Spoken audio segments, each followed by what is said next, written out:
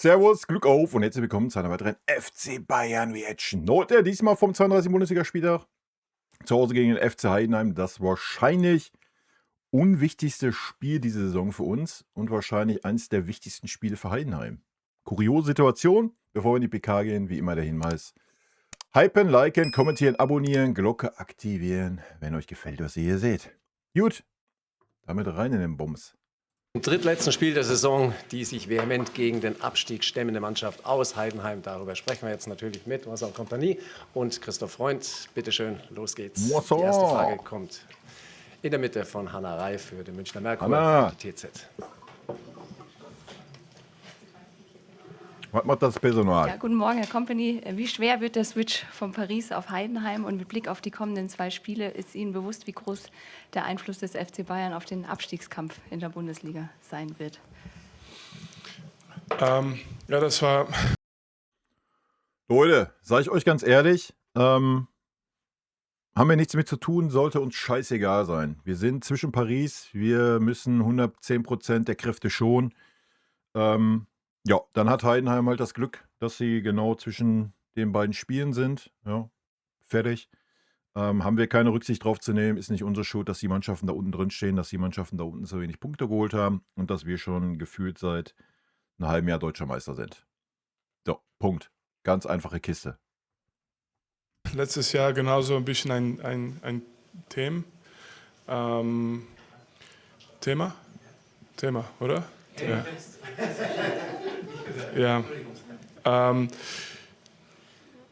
Natürlich ist das auch eine gute Sache, das heißt, wir haben schon unseren Job gemacht, aber für uns geht es darum, und das habe ich schon immer wieder gesagt, wir möchten keiner was schenken und das ist immer so. Ich glaube, wir haben das im letzten Spiel gegen Mainz letzte Woche gut gezeigt, dass wir bereit sind zu kämpfen und uns weh zu tun. Klar, idealiter haben wir vielleicht nicht diesen Ablauf im ersten Halbzeit, aber ich meine, wir haben über die Mentalität, glaube ich, schon gezeigt, dass wir bereit sind, um alles dafür zu tun, morgen zu gewinnen. Und die Wahrheit ist natürlich, und das.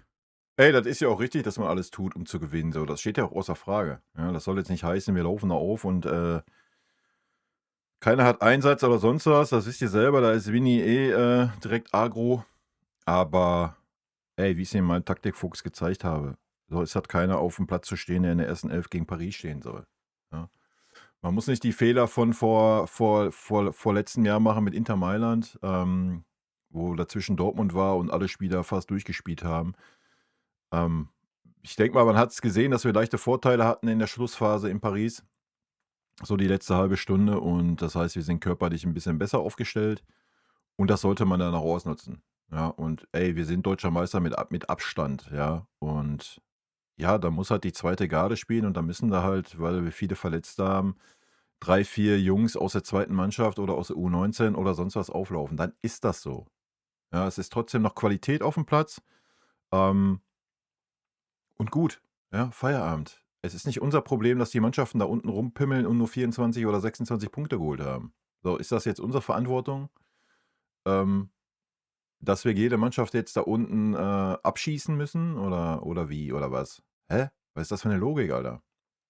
Ja, dann hat der FC Heidenheim halt einfach Glück, dass er genau den Spieltag erwischt hat, wo wir im Champions League Halbfinale vom Rückspiel stehen, wo wir 110% geben müssen. Feierabend, Bums. Und da können alle andere die Fresse halten. Verstecke ich nicht, dass wenn das Spiel gegen PSG so intensiv war und dass die Vorfreude in ganz München so groß ist für das Rückspiel, dass ich dann als Trainer alle überzeugen muss, dass wir erstmal dieses Heidenheim-Spiel 100% spielen müssen. Und das ist meine Aufgabe. Aber ich empfinde das natürlich nicht als einfach. Ich versuche jeden Tag mit jeder Minute einfach wieder diesen Fokus auf jetzt Heidenheim zu legen. Dankeschön, dann ist Carrie Howe für Sky an der Reihe.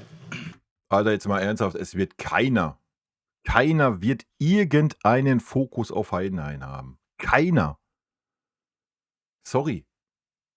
Einfach niemand wird diesen Fokus haben. Kann mir keiner erzählen. Ey, du hast ein überragendes Spiel, super. Das Spiel wurde in den Himmel gelobt, das beste Spiel des Champions League Halbfinale ever, etc. und du spielst 3 Tage später genau darum, ins Champions League Halbfinale zu kommen, die Chance vom Triple aufrechtzuerhalten. Du bist mit Abstand deutscher Meister. Dann kommt der FC Heidenheim. Ja, Halleluja, Alter. Welchen Fokus willst du denn auf Heidenheim haben? Hä? What the fuck? Selbst wenn es Dortmund wäre, der da kommen würde. Ja, es interessiert einfach nicht. Sorry. Das ist völlig menschlich und völlig richtig. Ey, ich hoffe, Vinny zeigt das anhand der Aufstellung, Alter. Ja? Stellt euch vor, du stellst jetzt einen Harry Kane, Michael Olise auf und ey, du wirst von Heidenheim kaputtgetreten, Alter. Würde ich den jetzt gar nicht unterstellen, nicht falsch verstehen, ja. Niemals.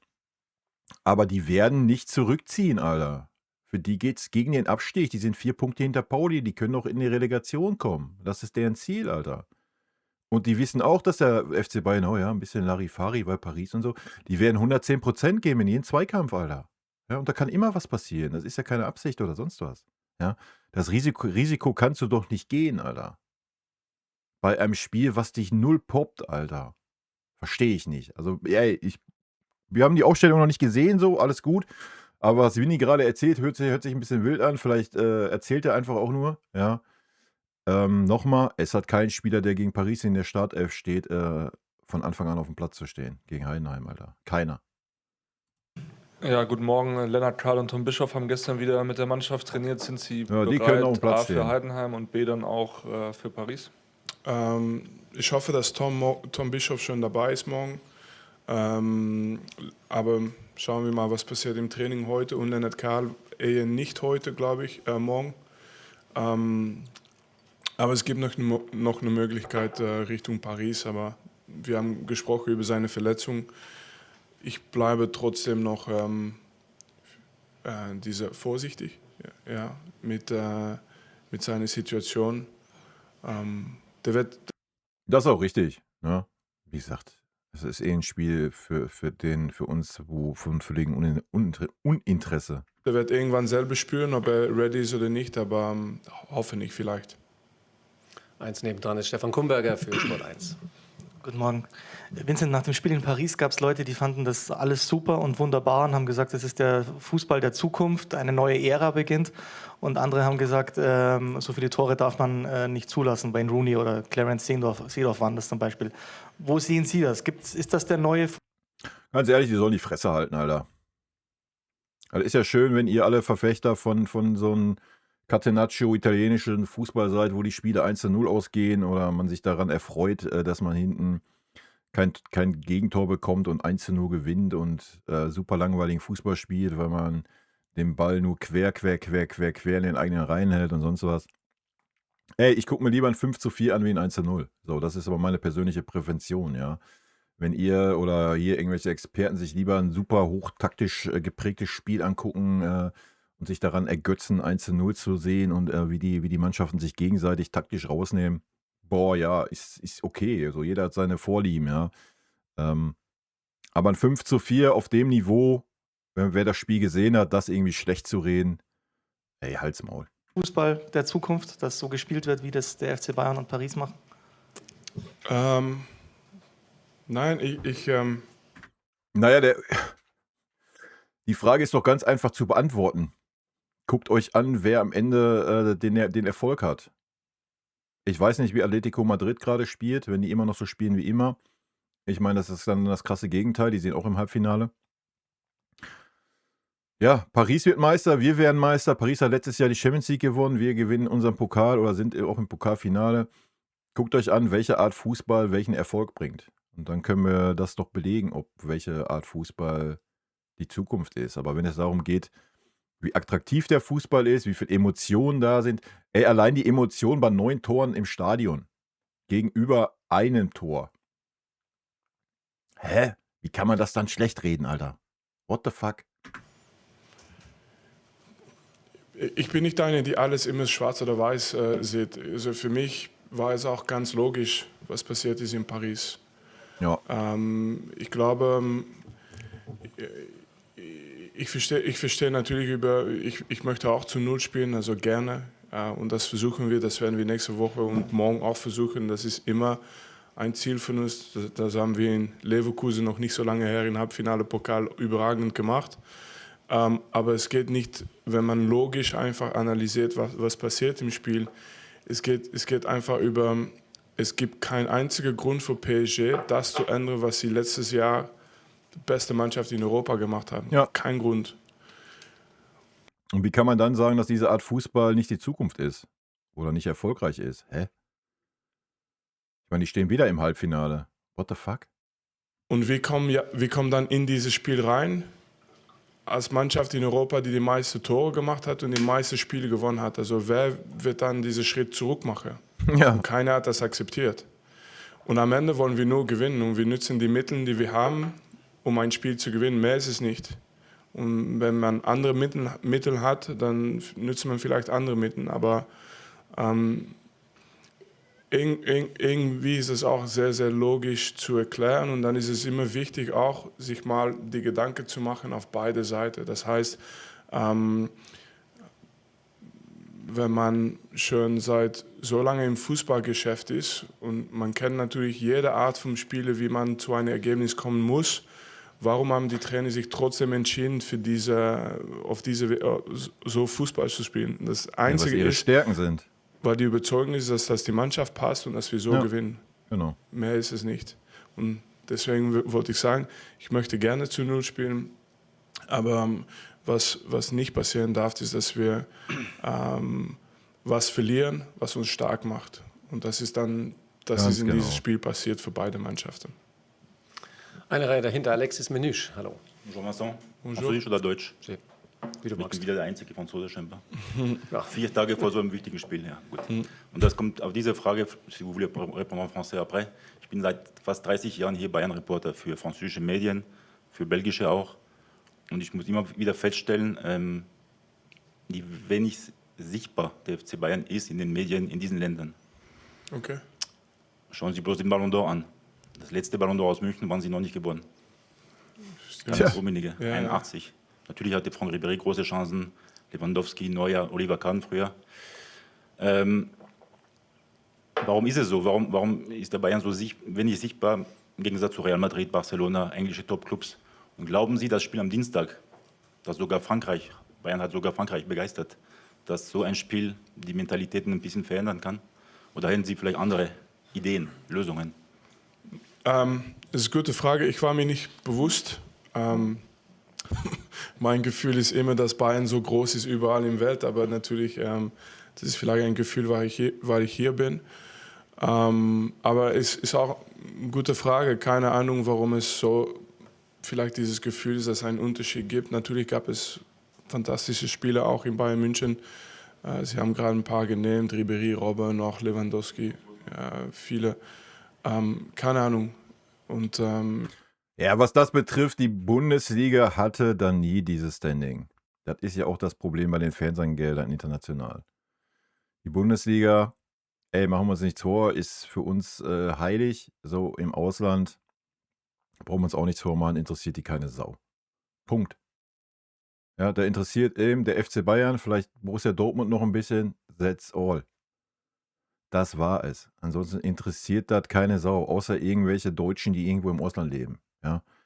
Und das ist ein Riesenproblem. Ja. Deswegen hat auch nie so ein Ribéry, Arjen Robben, Lewandowski, wie sie alle heißen, diesen verkackten Preis da mal gewonnen. Ja, weil man einfach nicht sichtbar ist. Außer in der Champions League. Ja. Auf der großen Bühne, da ist man dann mal sichtbar. So, aber da ist der FC Bayern alle 10 Jahre mit dem Titel sichtbar. Du hast nie diese, ja, keine Ahnung, wie Real Madrid, ich kaufe mal die 3 besten Spieler der Welt gerade. Ob das dann alles klappt oder nicht, wie Paris, wie Man City, wie Chelsea, die über Milliarden in den Kader gepumpt haben. Das hast du nie. Du hast mit Harry Kane so oder den ersten absoluten Superstar, absoluten Weltklasse-Spieler verpflichtet gehabt, wo dann auch ein bisschen mehr Fokus auf diesem Club war. Ja? Aber auch ein Ribéry war ja nicht dieser Weltklasse-Spieler. Ein Arjen Robben war nicht dieser Weltklasse-Spieler. War super viel verletzt, war schon Weltklasse-Spieler, aber halt nicht präsent. Ja? Lewandowski dasselbe, ist in der Bundesliga groß geworden. es ist schwer dann, wenn du in der Bundesliga groß wirst oder wenn du wenn die zum FC Bayern kommst. Ey, jeder, der sich mit dem Bayern international auseinandersetzt, weiß das natürlich. Aber du hast halt nicht diese Aufmerksamkeit. Ey, in Deutschland, klar, wir überstrahlen alles, ja.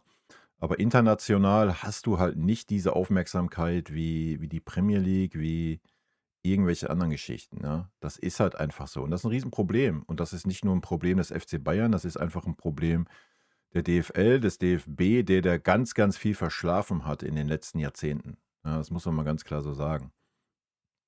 Ja, meine 2 Cents dazu. Ich weiß nicht, ob ich das heute beantworten kann. Ich will noch mal überlegen, was die Frage vielleicht, was das wirklich bedeutet. Aber mein Gefühl ist einfach, dass egal welche Spiele im Welt, wenn die Möglichkeit ist, für Bayern München zu spielen, ich würde alles dafür tun, für Bayern München zu spielen.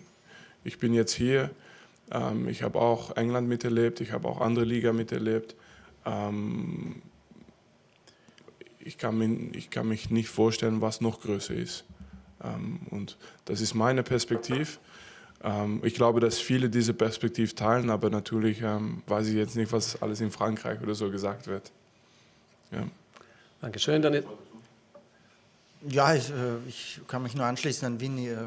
Für uns ist Bayern München einer der größten Vereine der Welt, so nehmen wir das hier wahr. Wie viel Das ist er ja auch, das ist ja unumstreitlich, ja. Also nicht falsch verstehen. Guckt euch die Umsätze an, guckt euch die UEFA-Wertung an, wo wir gerade führender sind und so weiter. Da brauchen wir gar nicht drüber rumeiern, ja. Aber es ist einfach so, dass die Strahlkraft der Bundesliga, wo wir nun mal Teil von sind, nicht so groß ist wie die Strahlkraft von anderen. Und nochmal, wir haben halt nicht so.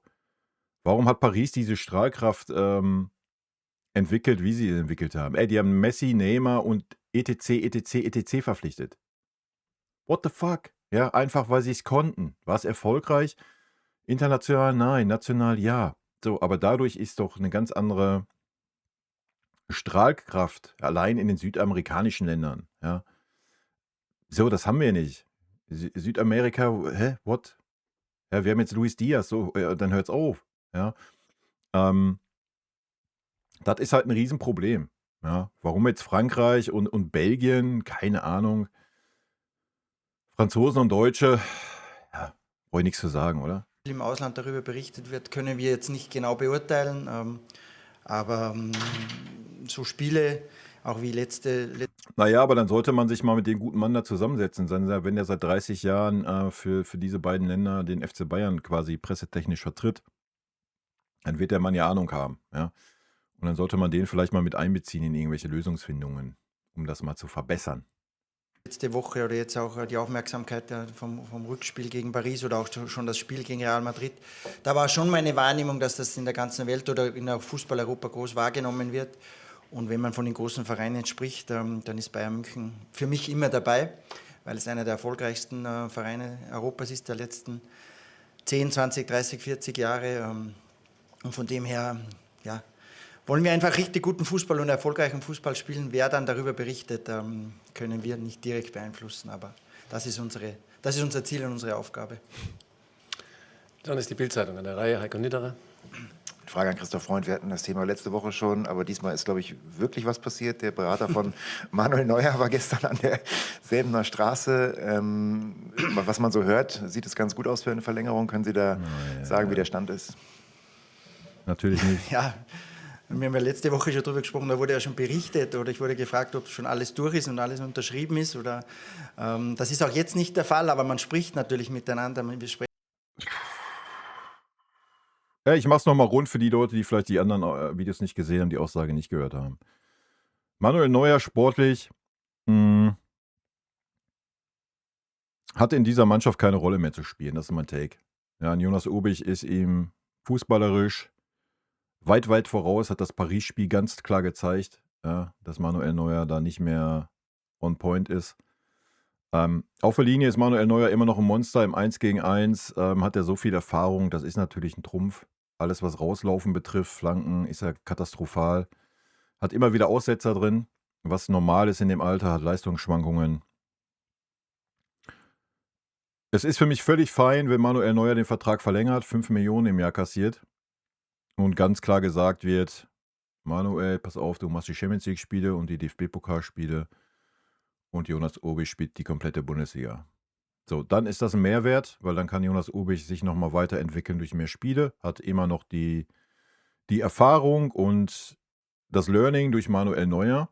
Wenn das aber so eine Kacke wird wie dieses Jahr, dann ist die Verlängerung absoluter Schwachsinn. Ja. Ich bin sehr gespannt, wie es laufen wird. Das wäre der einzigste Fall, wo ich sagen würde, yo, let's go, macht Sinn. Alles andere macht keinen Sinn und du bremst einen Urbich einfach nur in der Entwicklung aus. Mit Manu, man spricht mit seinem Umfeld, mit seinem Berater. Es ist heute der 1. Mai. Die Saison ist nicht mehr endlos lange und darum gibt es Gespräche. Es gibt Ja, aber wenn man spricht, dann ist ja klar, dann will Manuel Neuer noch ein Jahr spielen, sonst würde man ja nicht sprechen mit dem Berater. Da hätte man gesagt, pass auf, alles ist gut, ich höre auf.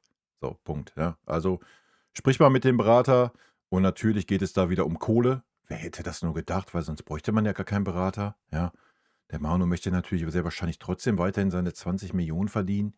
Ja, Katastrophe, aber genauso wird es laufen, weil die kriegen ja alle den Hals nicht voll. gute Gespräche, aber noch nichts weiteres zu verkünden. Ja, Eins dahinter, Klaus Bergmann für die Deutsche Presseagentur. Herr Freund, dazu hätte ich eine Nachfrage. Sie und auch Max Eberl haben ja schon gesagt, dass eigentlich diese Konstellation Neuer-Urbich in dieser Form ideal wäre, ist eigentlich im Moment für den FC Bayern. Können Sie das noch mal ein bisschen ausführen und wie man das dann auch in solche Gespräche mit dem Torwart, mit dem man gerne weiterarbeiten möchte, umsetzt? Und Herr Kompanie, die Nachfrage zu Lennart Kahl. Verstehe ich nicht, Sie diese sagen, Sie wollen da ein Aktion, bisschen vorsichtig sein. Ist das eben auch ein Unterschied, dass zum Beispiel ein Manuel Neuer oder Harry Kane, die so lange dabei sind, natürlich viel eher wissen, wie man mit so einer Verletzung umgeht, wie man wieder zurückkommt. Ich glaube, mit 18 Muskelfaserriss haben noch nicht viele gehabt. Ja, wenn man als junger Tormann wie Jonas Urbich hierher kommt und dann mit Manu Neuer tagtäglich und auch mit Sven Ulreich und mit dem Tormann-Trainer-Team, das wir zusammenarbeiten kann, dann ist das, glaube ich, eine ganz besondere Konstellation. Und das Besondere an dieser Geschichte ist einfach, wie sie miteinander umgehen, wie Manu Ulle mit Jonas umgeht, wie Jonas das aufsaugt, wie sie auch außerhalb des Platzes miteinander Zeit verbringen, über viele Sachen sprechen, diskutieren. Man merkt einfach, dass da eine richtig, richtig gute Atmosphäre herrscht und das ist natürlich für uns als Club eine super Situation. Ey, das ist auch völlig gut. Ja, das ist auch völlig gut für Urbich, das sieht man ja auch. Aber nochmal, er muss die Bundesligaspiele bekommen. Er braucht eine gewisse Anzahl Spiele und er braucht viele Spiele, um sich weiterzuentwickeln. Und wenn man dann so ein Übergangsjahr hat mit Manuel Neuer dahinter, dann ist das natürlich das beste Szenario, was geht. Ja? Das ist eigentlich der springende Punkt. Ob das passiert oder nicht. Ja? Und nicht, ja, er kriegt mal seine 8, 9 Spiele im Jahr, wenn Manu mal gerade verletzt ist. Manu ist jetzt im fortgeschrittenen Alter und gibt seine Erfahrungen weiter, ist selber noch in super Verfassung, macht richtig gute Spiele und Jonas profitiert extrem davon, hat viele Spiele gemacht, hat sehr, sehr gut performt. Und von dem her wissen alle, dass es sicher nicht so einfach ist nach so einer Ära. Und die Ära ist ja noch nicht zu Ende von Manu, aber wenn einer so eine lange Ära prägt, dann diesen Übergang zu schaffen, das ist eine Herausforderung und eine Challenge. Und wenn wir das alle gemeinsam hinbekommen, auf sich gesehen, auf die nächsten Jahre, dann wäre das ein großer, großer Erfolg für den FC Bayern. Und auch für einen Manuel Neuer oder auch einen Sven Ulreich. Naja, ich denke, Urbich hat gezeigt, dass er dazu in der Lage ist, oder? Die da mithelfen könnten. Und das ist ganz was Besonderes, was es, glaube ich, im Fußball noch nicht so oft gegeben hat. Ja, zu Lenny, ich kann nur teilen, wie es ist für eine junge Spieler. Also meistens deine erste Verletzung weißt du nicht mal, dass du verletzt bist. Und da muss einer dich erzählen, ja, das, was du gespürt hast, das ist ein Faserriss oder was dann auch. Und Lenny ist jetzt in dieser Phase, war noch nie verletzt und ist jetzt seine erste Verletzung. Das heißt auch, dass er normalerweise ganz schnell und ganz fit zurückkommen wird, aber eine erfahrene Spieler kennt seinen Körper einfach und du weißt, wenn du an diese Grenze gehen musst und wenn nicht. Und natürlich bei Lenny, er wird alles dafür tun, damit er gegen PSG dabei ist. Wir brauchen auch jeder und das würde uns auch sehr, sehr viel helfen. Aber trotzdem, wir dürfen nicht ja, wir müssen auch respektieren, wie ein Körper funktioniert und das werden wir machen. Nikolaus Linner für die Bild-Zeitung auch, bitte. Servus zusammen. Frage an den Trainer. Alphonso Davies hat gestern individuell trainiert. Wie kam es zu der Entscheidung und wann wird er wieder einsatzfähig sein? Und wie sieht es beim Rest aus? Sind denn sonst alle fit, bis auf die genannten? Ja, Alfonsi trainiert normalerweise heute wieder mit der Mannschaft, wenn alles heute Morgen wieder noch gut fühlt. Und naja, wir sind... der hat im Spiel gegen PSG ein bisschen was gespürt. Und dann gab es an Halbzeit diese Entscheidung. Ich war natürlich nicht dabei, ich war oben. Also das war für mich eine schwierige Situation. Aber dann kam natürlich die Entscheidung, die völlig richtig war, glaube ich, dieses Risiko nicht weiterzunehmen. Und dann war am Halbzeit. Gut, das erklärt auf jeden Fall die Auswechslung, weil sportlich habe ich die Auswechslung nämlich auch nicht verstanden, wenn ich ehrlich bin. Da hättest du eher Stani rausnehmen müssen. Raus haben wir die ganze Tests gemacht, kam alles positiv wieder zurück. Und das heißt, dass er einfach heute normalerweise trainieren kann und dann schauen wir, was passiert am Wochenende. Ja, plus Bischi und Lennart haben wir gerade besprochen. Machen wir noch 1, 2, 3 Fragen. Klaus Bergmann noch mal 1, bitte. 2, 3, Appel und Ei. Da wir heute schon über Neuer gesprochen haben, steht er denn morgen im Tor, damit man da auch was Substanzielles schreiben kann? Und noch die Anschlussfrage, Sie haben ja eigentlich das Glück, jetzt in diesen 3 K.O.-Runden immer diesen Dienstag-Mittwoch-Rhythmus zu haben, statt Mittwoch-Dienstag. Also wenn Sie was Substanzielles schreiben wollen, dann empfehle ich, dass wir über Heidenheim reden, weil das ist das Spiel morgen letztendlich. Und Spielt er gegen Heidenheim? Entschuldigung? Spielt Manuel Neuer gegen Heidenheim? Ja, aber erstmal guter Konter. Erstmal sagen, wir haben gesprochen über, wie schwierig es ist, die Jungs zu motivieren. Ich habe im Kopf immer, dass Heidenheim, das ist jetzt auch Frank Schmidt-Time. Was ich meine, dann hast du was für mich. Ich sehe dich schon mit das Aufschreiben. Ja.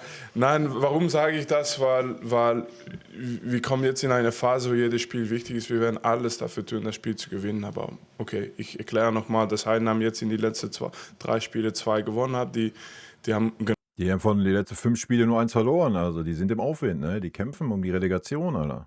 Genau wie letzte Saison jetzt wieder gepunktet. Und dass wenn einer, und das wollte ich nur sagen, ich habe 2 Jahre Abstieg, ich habe 1 Jahr Abstieg gespielt. Und ich finde es unglaublich, dass man 2 Jahre in dieser Abstiegszone schafft, wie mental, wie schwierig das ist und sich dann am Ende einer Saison immer wieder zurückkämpft in einer Kampf, der eigentlich schon lange verloren war. Und das würde ich nochmal sagen, das zeichnet auch der Trainer aus, die jetzt kommt. Ich habe 1 Jahr geschafft in Abstiegskampf, ganze Saison, 38 Spiele. Das ist schwierig, mental auch. Und 2 Jahre, also Respekt und trotzdem diese Glaube noch haben am Ende dieser 2. Saison, das ist stark. Und dann im Tor morgen steht Jonas Urbich. Das ist auch das Einzige, was ich manchmal gebe, das sind dann die Torwartpositionen. Alles andere können sie versuchen, kommt nichts raus. Aber dann haben wir diese Deutlichkeit schon. Dann lieber eine andere Frage. Vincent Schirpke für Merkur und TZ. Ja, guten Morgen zusammen. Eine Frage an Herrn Freund. Kathleen Krüger soll vor einer Anstellung beim HSV stehen. Können Sie das bestätigen und was zeichnet Sie als Persönlichkeit aus? Ja, wir können bestätigen, dass uns Kathleen informiert hat darüber, dass sie Gespräche führt mit dem HSV. Weiter andere Sachen kann ich dazu nicht sagen oder bestätigen oder dementieren, aber dass es Gespräche gibt, hat sie uns informiert. Ja, Kathleen ist sehr, sehr lange im Verein, hat verschiedene Positionen bekleidet, ist, glaube ich, sehr, sehr hoch angesehen, ist sehr ehrgeizig, hat für den FC Bayern München über viele Jahre einen Top-Job gemacht, wie gesagt, in verschiedenen Positionen, hat viel Erfahrung sammeln können. Ist absolut eine Auszeichnung, glaube ich, dass so ein großer Traditionsverein sie dann kontaktiert hat für so einen großen Job. Ja, eine sehr, sehr schöne Geschichte für Kathleen. Aber wie gesagt, wir sind nicht der HSV, aber wir wissen, dass es Gespräche gibt. Dann Hanna Reif nochmal in der Mitte, bitte. Noch eine letzte Nachfrage zu Manuel Neuer. Sie haben immer gesagt und auch Max Eberl, wenn man einmal sitzt, dann wird es wahrscheinlich schnell gehen. Wie ist denn der Zeithorizont? Wie weit ist man bei den Knackpunkten Geld und vielleicht auch Einsatzzeiten im Wechsel mit Jonas Urbik auseinander? Ja, aber dann hätte es schon oft schnell gehen müssen, weil wir sind schon öfter gesessen, also mit Manu oder auch mit seinem Berater. Aber wie gesagt, wir haben immer gesagt, Ende April, im Mai, es wird dann eine Entscheidung geben zu Ende der Saison hin. Darum wird es sich nicht mehr endlos ziehen. Und dann Wilde Aussage.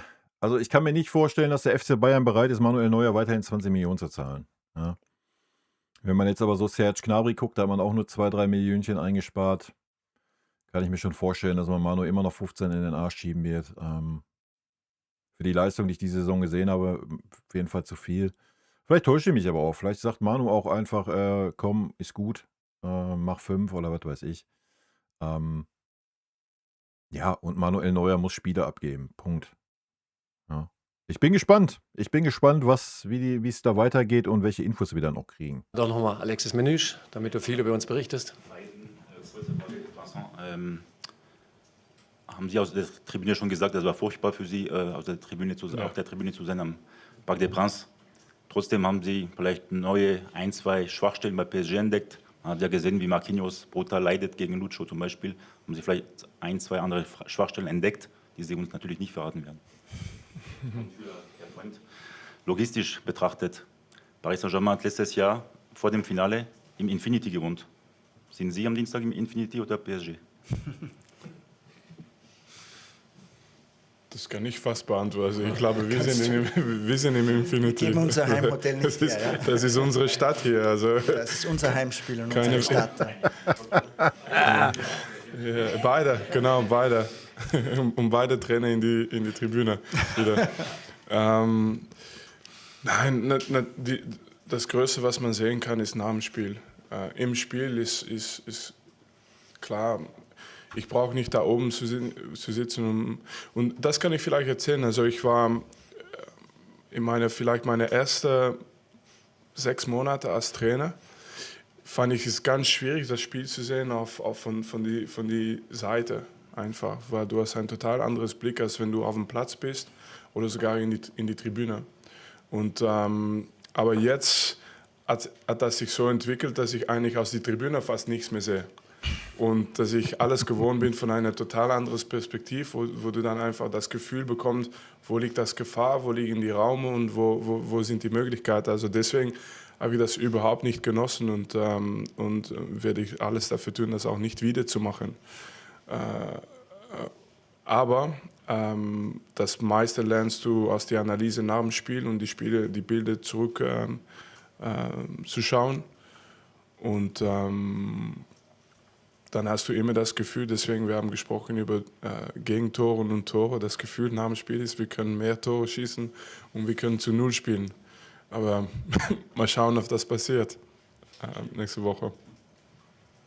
Okay, danke. Ende am Feiertag. Sehen wir uns morgen in der Arena. Das glaube ich nicht. Bis dahin. Servus. Ciao. Also, dass wir zu 0 spielen werden. Gut, Leute, kurz und schmerzlos. Ich muss los. Rot-weiße Grüße gehen raus. Habt ein schönes Wochenende, ein schönes Spiel. Tschüssikowski.